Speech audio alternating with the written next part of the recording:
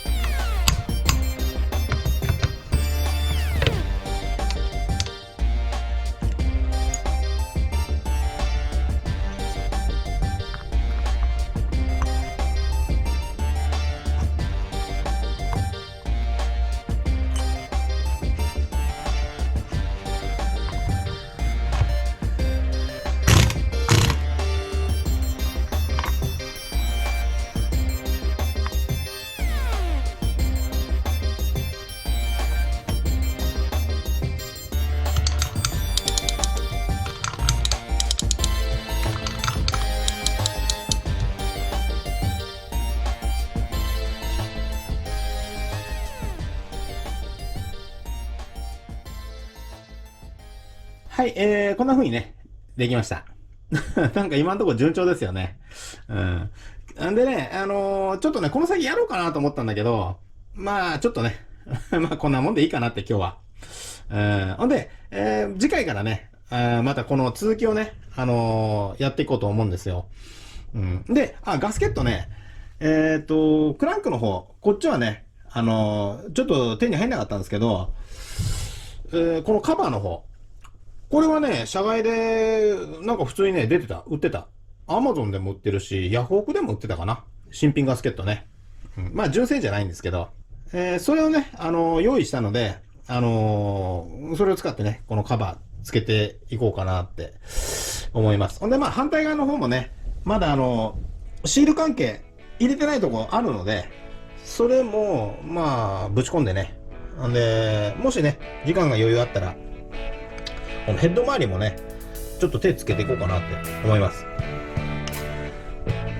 はい、というわけで、本日はここまでとなります。では次回お楽しみに。今んとこ順調ですね。